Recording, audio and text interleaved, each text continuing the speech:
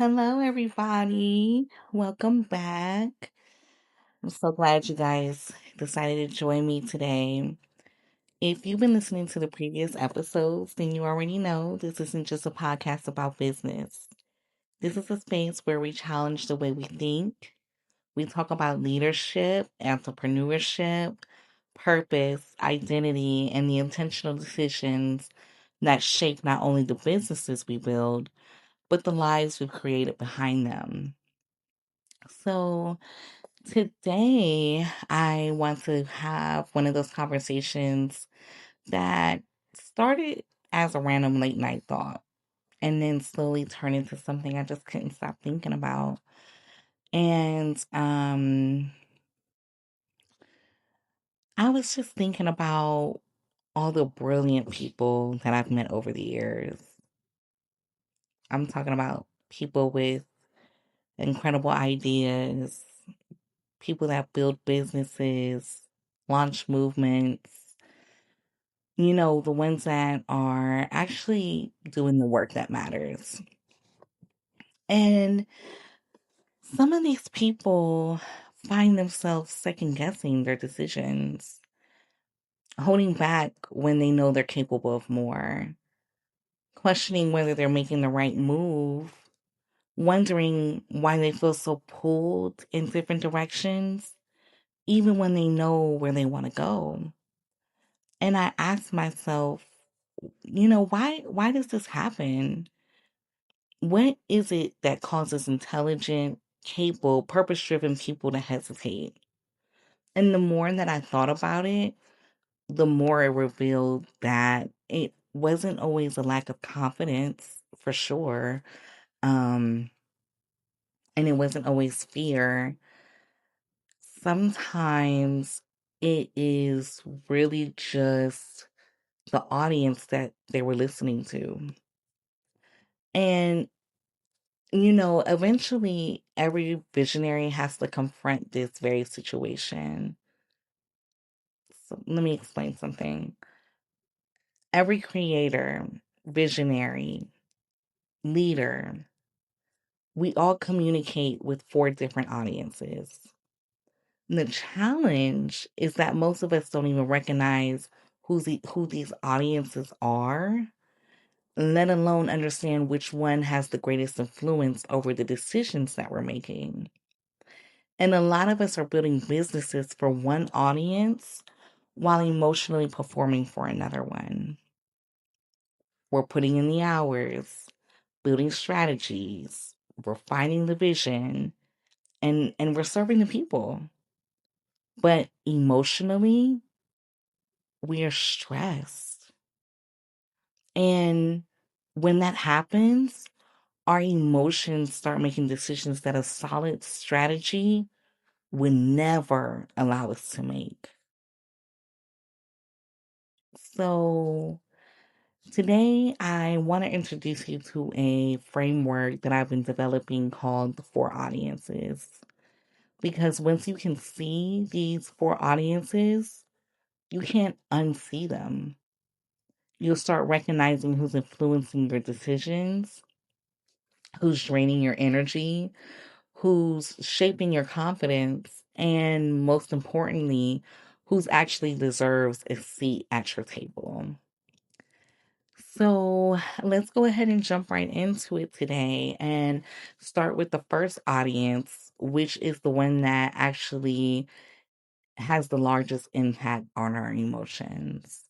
And that's the familiar audience. And these are the people who know your story long before you ever knew your vision.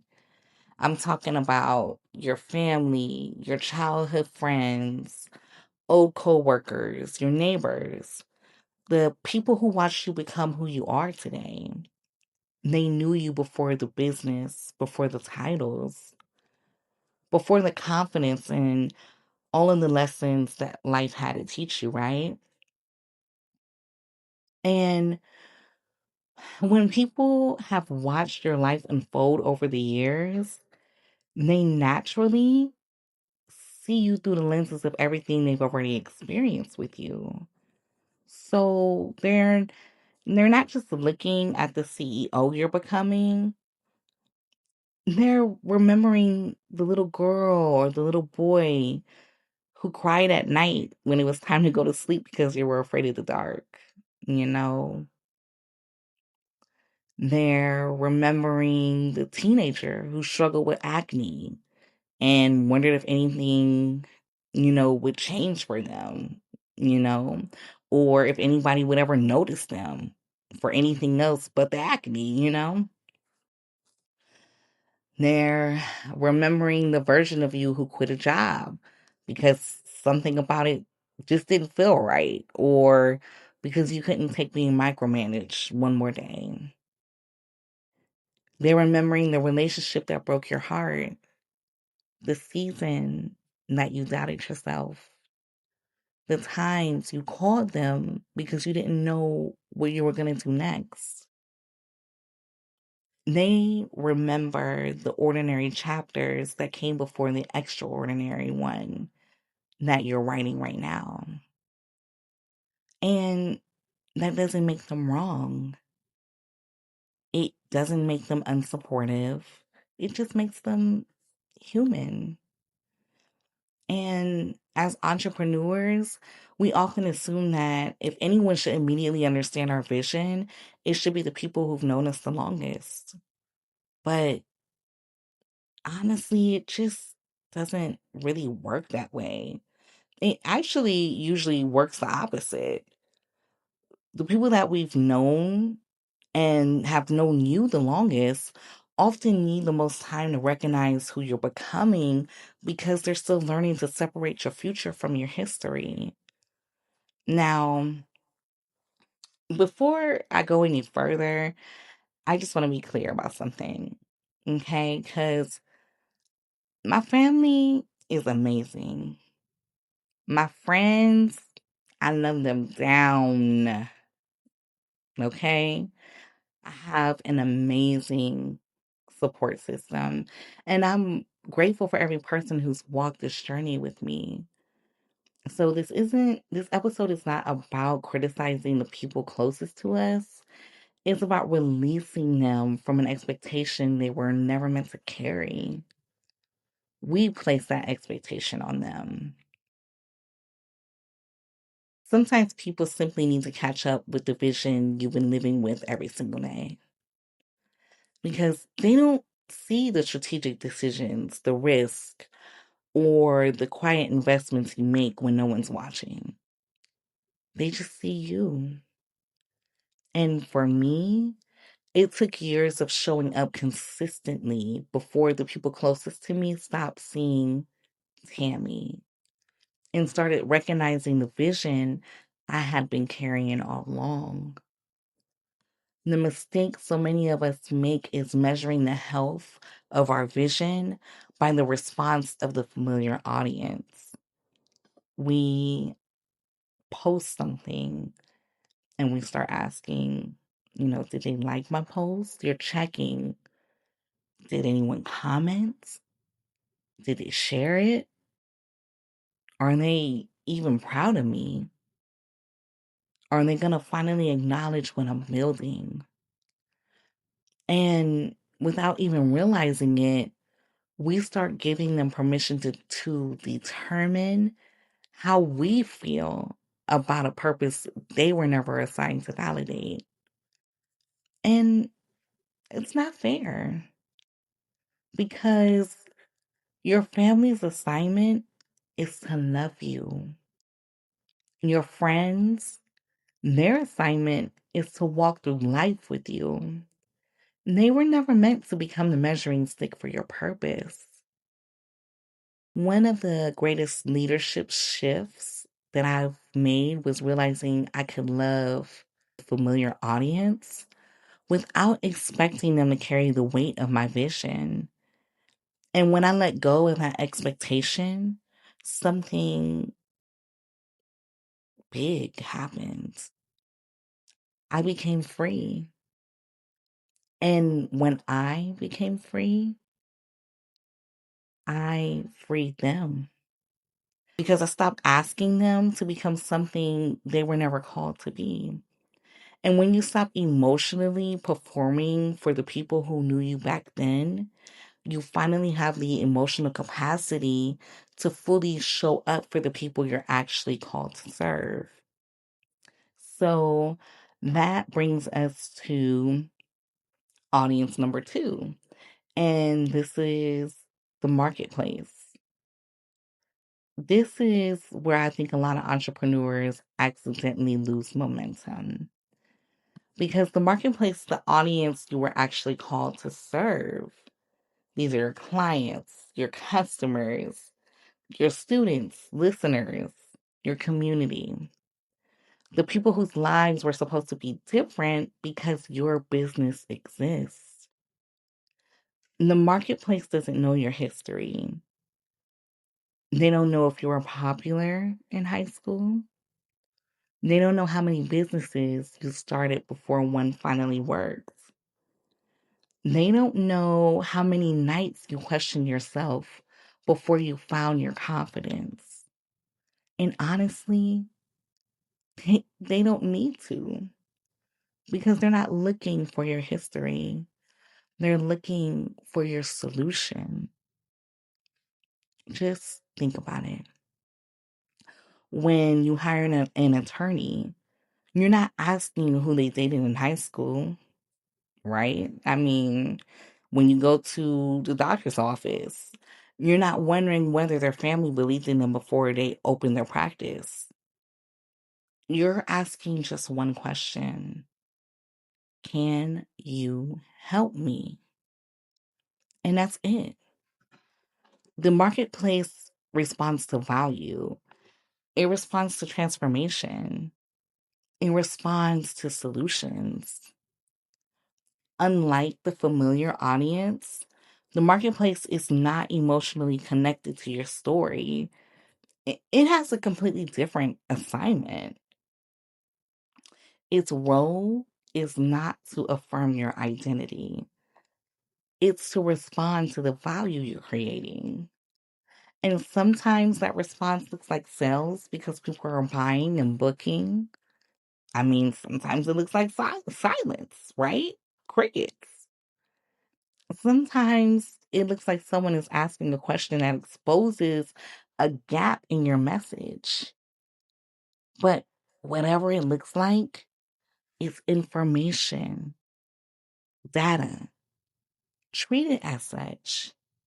Don't turn it into an indictment of your worth, okay? Okay, let me give you an example. Let's say you spend weeks creating a new consulting offer, okay? You're excited about it, you build it, you launch it, right? And then nada, nothing. No inquiries, no applications, no sales. A reactive entrepreneur immediately thinks, maybe nobody wants what I'm offering. An intentional entrepreneur will ask a different question. Was my message clear? Did I solve the right problem? Am I speaking to the right audience? Is this the right offer at the wrong time?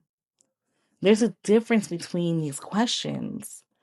And when you treat a slow launch or a quiet post or a no like a diagnostic information instead of a personal rejection, you give yourself permission to improve instead of giving yourself reasons to quit.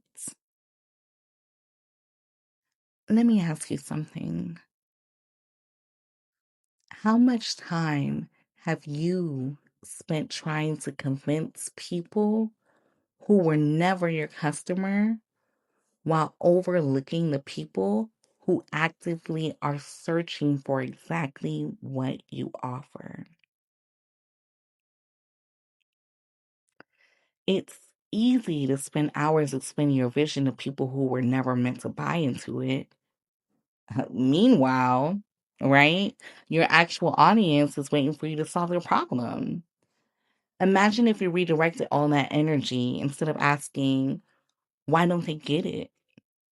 You started asking, what does the person I'm called to serve need from me today? That one question will change everything because the marketplace isn't asking you to impress everybody. It's asking you to be useful. So never forget this, okay? Your assignment is not to convince everybody. Your assignment is to faithfully serve the people you're assigned to.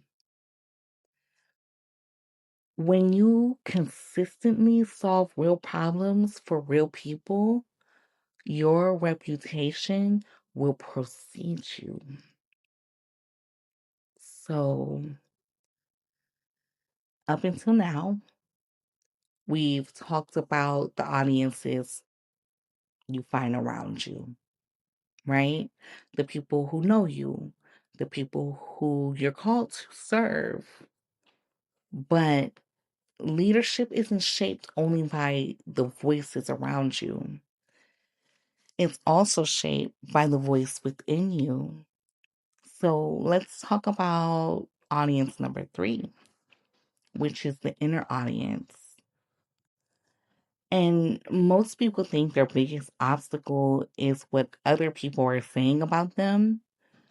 But if we're being honest, many of us have said things to ourselves that we never would allow any other person to say to us, for real. We've questioned our abilities. We've minimized our gifts. We've even talked ourselves out of opportunities before anyone else had the chance to reject us.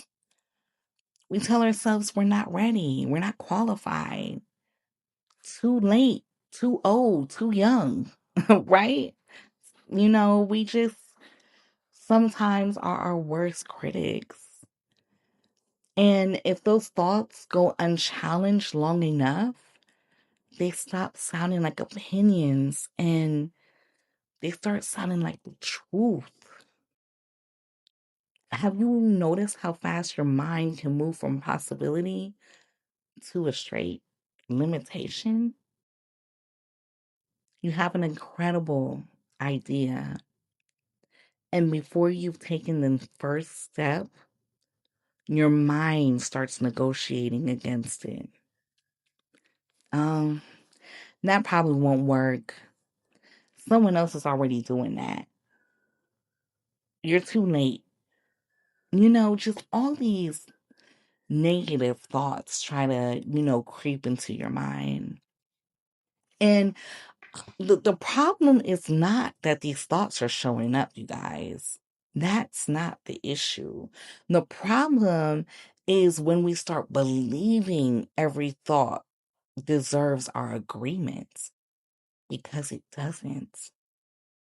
Just because a thought pops up doesn't make it true. One of the greatest responsibilities of leadership is learning to question the conversations that are happening inside of your mind. Your mind was designed to produce thoughts.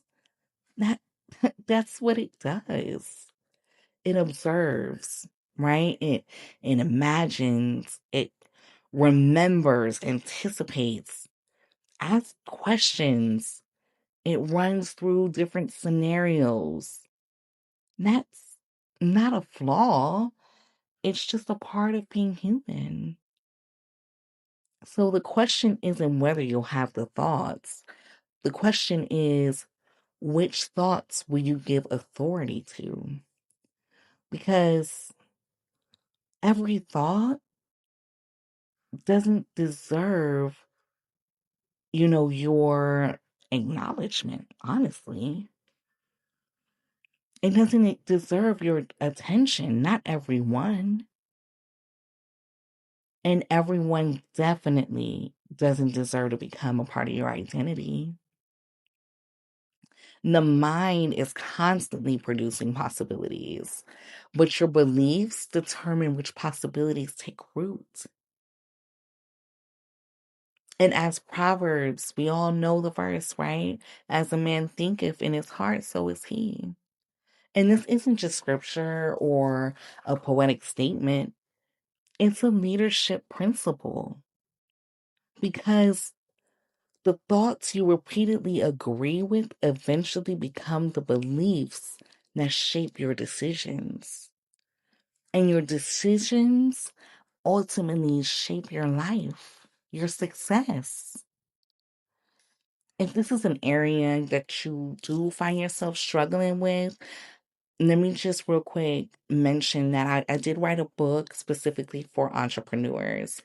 Um, and these are the ones that are, learning to lead themselves before they lead anyone else.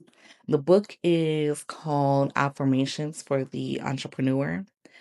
And it's not about pretending hard things don't exist or repeating empty phrases until you feel better, okay?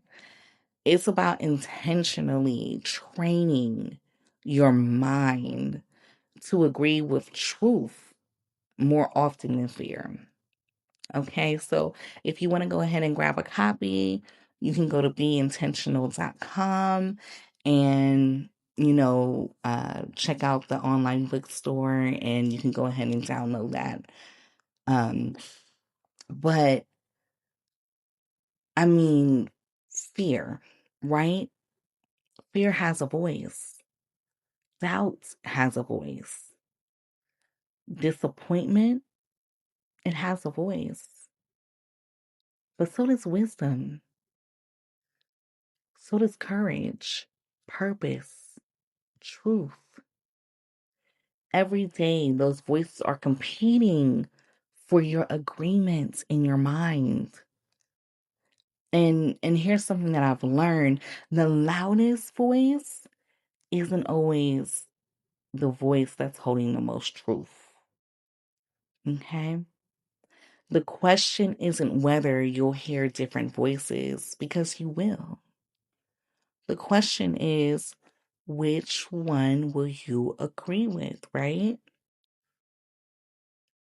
And that's why this framework matters so much, because every audience we've talked about has an influence. We talked about the familiar audience, and it influences how you see your past and, what you expect from those people from your past. The marketplace, it influences how you evaluate your work. The inner audience, it influences how you see yourself.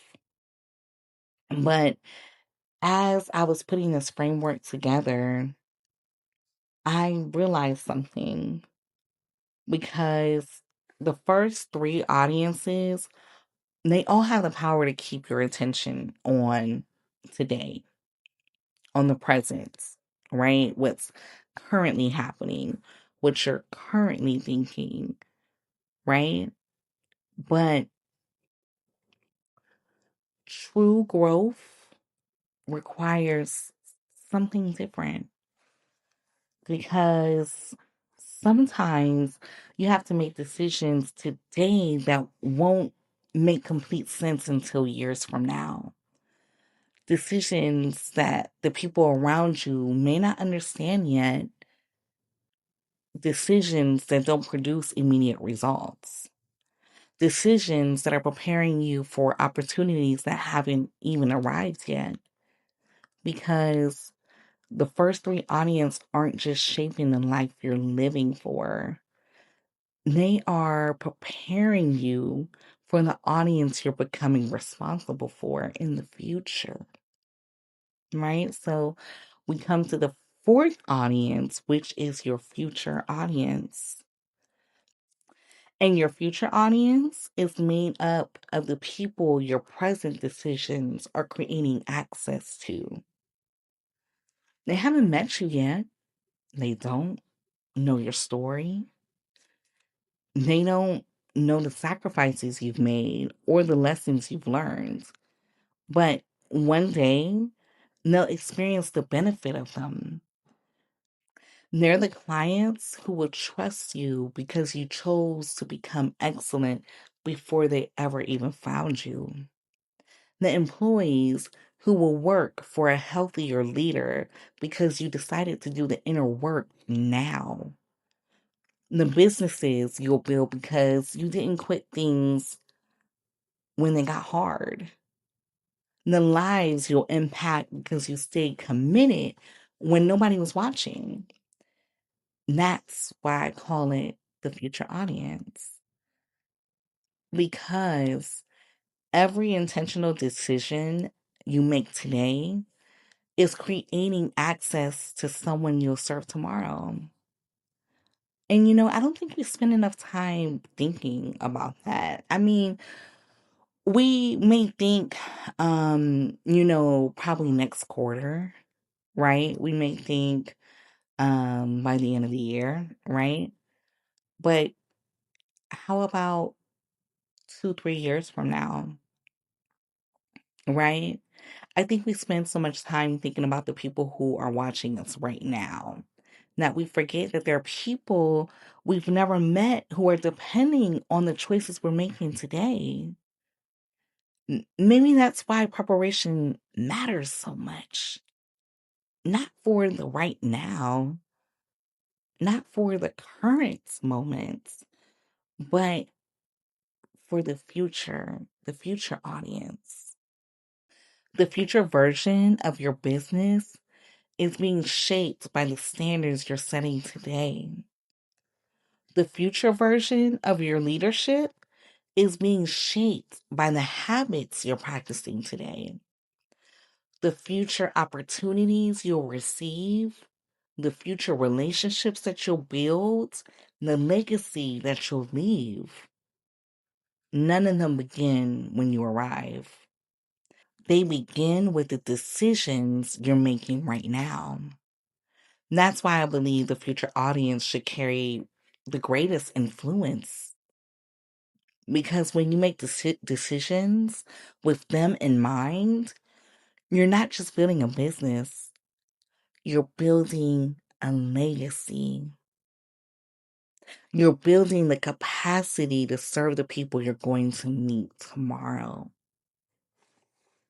So, this week, don't just pay attention to the decisions you're making. Pay attention to who's influencing them out of the 4 audience that I shared with you today. Because the audience with the greatest influence over your decisions will ultimately influence the direction of your success. So, before we wrap this up, I want to leave you with one final question to carry with you throughout this week. And that question is, where have you been investing your energy? Is it in proving yourself? Or is it in preparing yourself? Just sit with it for a minute. Don't don't answer too quickly, okay? Really think about it because the answer will tell you whether your energy has been funding your insecurity or if it's investing in your future.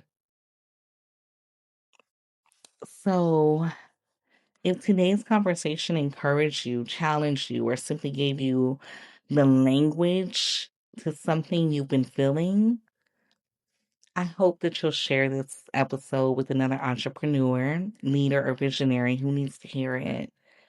Um, and if you're ready to build your business with greater intention, I love to continue this conversation. And if you'd like to connect with me, go ahead and go to beintentional.com. And through the links on the site, you can connect with me. You can look at a couple of the resources we have on there. Um, and thank you again for spending this time with me today. And come check us out next week. Every Tuesday, there's going to be a new episode dropping. So until next time, make sure that you're building with intention. And as always, be intentional.